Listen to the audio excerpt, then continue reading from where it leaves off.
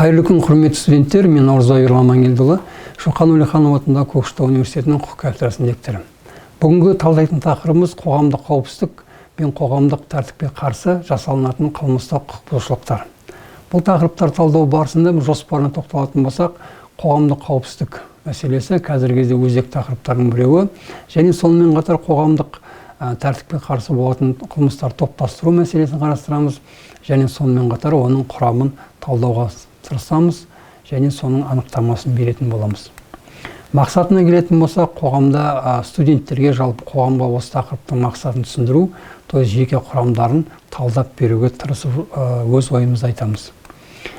Өздеріңіз көріп тұрғандай, қылмыстың құрамын ашу барысында, жалпы тақырыпты айту барысында Қазақстан Республикасының нормативті актілеріне сүйенеміз, және мемлекет тарапынан берілген кітаптарға сүйеніп өз ойымызды жеткіземіз.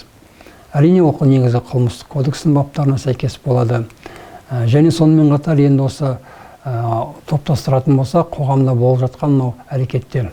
Қоғамда кейбір азаматтар осы көшеге шыққан кезде басқа әрекеттерде топтың құрамына кіріп кетіп жатады. Осы жерде біз білуіміз керек, нақты анықтамасын өздеріңіз көріп тұрғандай, бұл қылмыстық әрекетке жататын амалдар болғаннан кейін азаматтар бұны түсіну керек деп ойлаймын.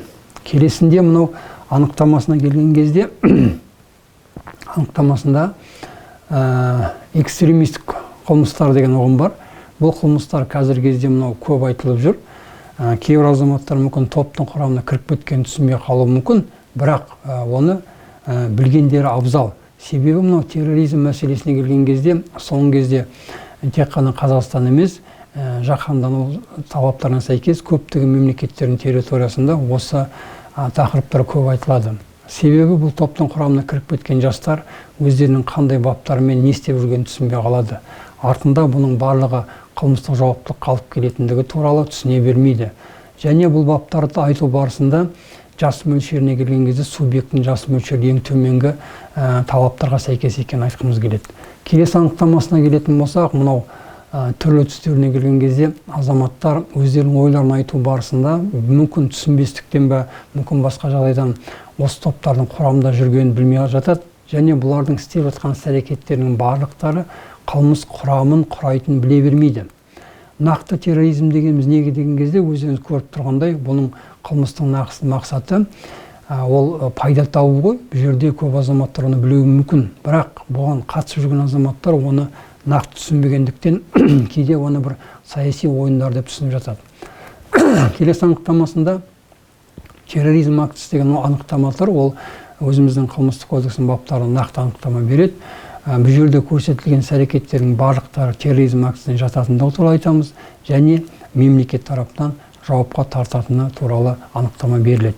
Келесі анықтамасында терроризм актісінің объектісі, то есть қылмыс құрамын құрайтын амалдар, то есть олар жарылыс, басқа әрекеттер құрайды, осыны көрсеткен. Келесіде осы қылмыстың жауаптылығына келген кезде арнайы түрлері бар, то есть оған өзін көріп тұрған кестеге сәйкес айтуға болады. Енді келесі көп айтылатын анықтаманың біреуі, бұл банда деген анықтама береді. Бұл анықтаманың құрамы, то есть ол қалыптасқан банда деген ұғымға келген кезде, ол қалыптасқан, ұйымдасқан бір топтың мүшелерінің анықтамасын береді. Бұлар міндетті түрде тұрақты топ болу керек. Келесіде мына өздеріңіз көріп тұрғандай тұрақты топқа берілген анықтамалар, олар қалай тұрақты болады? Олардың орталықтандырған ортасы болу керек, олардың бірге жұмыс істеу бағыты, ниеті болу керек, бұлардың отыратын орындары мен кәсібі, тұрақтылық, то есть қылмыс жасауға бұлар тұрақты түрде кәсіп ретінде қарайтындығы, және олардың қару-жарақ, басқа да әрекеттерінің бар екендігі осы кестеде нақты анықтама берілген. Келесі анықтамасында өздеріңіз көріп тұрғандай, мынау өрт қауіпсіздігі талаптарын бұзу баптарына сәйкес қылмыс құрамын көрсетеді. Бұл жерде де мемлекет тарапынан осы баптарға сәйкес қылмыс құрамын ашық қойғанбыз. Келесіде мына өздеріңіз көріп тұрғандай қылмыс құрамындағы баптар және бұзақылық мәселесі. Мынау қоғамдағы тағы көп айтылатын тақырып бұзақылық. Азаматтардың арасындағы белгісіз себептермен бір-біріне әлімжеттік жасау мәселесі, және қоғамдық орындарда басқа азаматтарды сыйламау. Осы бұзақылықтың құрамын құрайтын болады. Және өздеріңіз көріп тұрғанда бұл жерде объектісі, объективтік жағы, субъект және субъективтік жағы берілген. Енді осы әрекеттердің бәрін айту барысында біз білетініміз мемлекет тарапынан қарастырылған осы баптардың барлықтарында бұл ауыр қылмыстар категориясына жатады.